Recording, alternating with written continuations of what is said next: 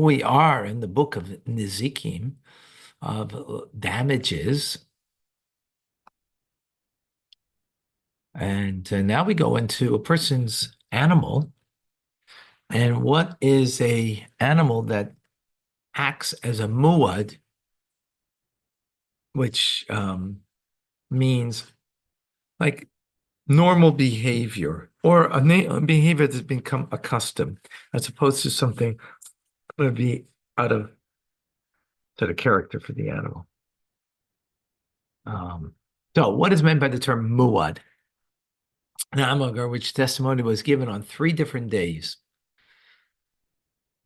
If, however, an animal gored other animals on one day, or it bit, lay down, kicked, or butted other animals many, even 100 times in one day, it should not be considered a muad.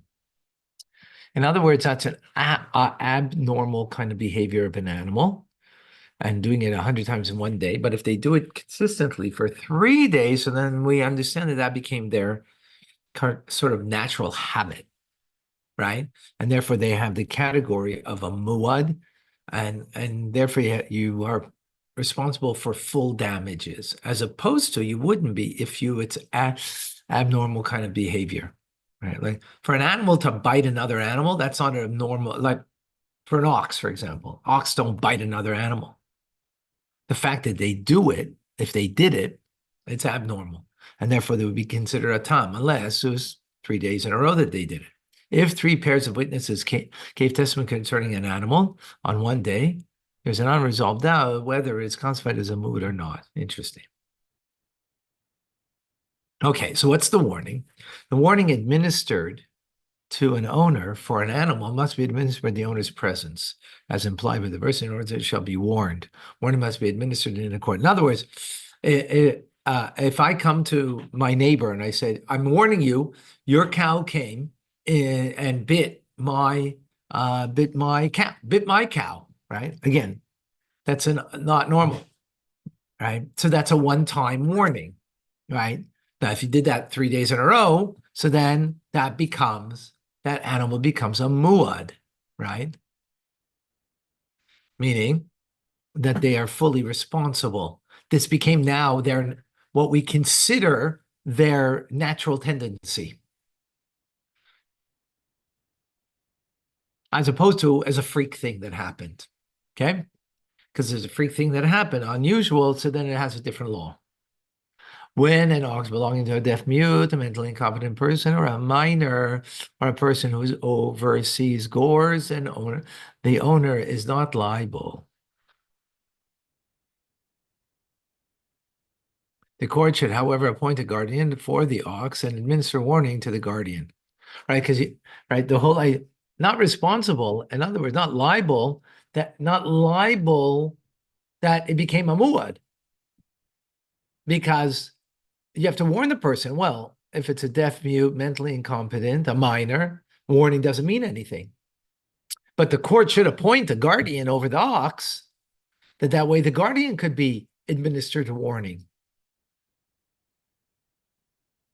The following rules apply. When this ox causes damage after the warning was administered to the guardian, if the ox is classified as a tam means that this is not a normal action for them to bite. For example, let's say like a cow doesn't bite another cow, right? And if it did, it's something abnormal, right? And therefore it's got a different halachic classification, right? But so if the ox is classified as a tam, an ordinary animal, half the damage must be paid from the body of the ox. So now if it was an ordinary animal and it bit another ox, right? So you don't pay full damages. You only pay half, and it's from the body of the animal. I mean, at the most of the value of what that animal is worth, in other words, that did the biting, okay? If a warning was administered on 3 different days and afterwards the ox causes damage, the guardian must pay for the damage of the choice's property of the ox. Now, three warnings, 3 days. that animal now became a muad, right? In other words, we don't say that this was an abnormal kind of behavior. And therefore, the owner had to be much more, or the guardian in this instance, had to be much more careful with watching its animal. And since it wasn't, full damages you have to pay.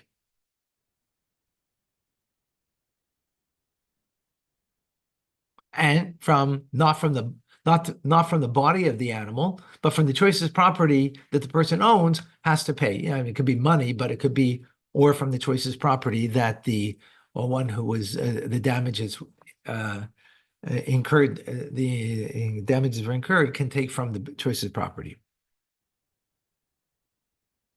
Now, when an ox was used for sport and they trained to gore each other, they're not considered as muadim and they gore each other. Moreover, even if they kill a human, they should not be executed, as it says, the ox gores, implying that it does so on its own initiative, not because it was prompted to gore. Wow. As it became its character rather than you kind of, caused it to be something. Okay, I would love to continue. I just didn't want that we went without learning. Thank you, Rabbi. Thank you, Rabbi. Yeah, but You can make a difference. all right. I'll take Donation dollar for Yeah, dollar. but we're still matching. We still have some donations that came in today. Awesome. Wonderful. I thank you again, everybody. God bless you. Bye-bye. God bless.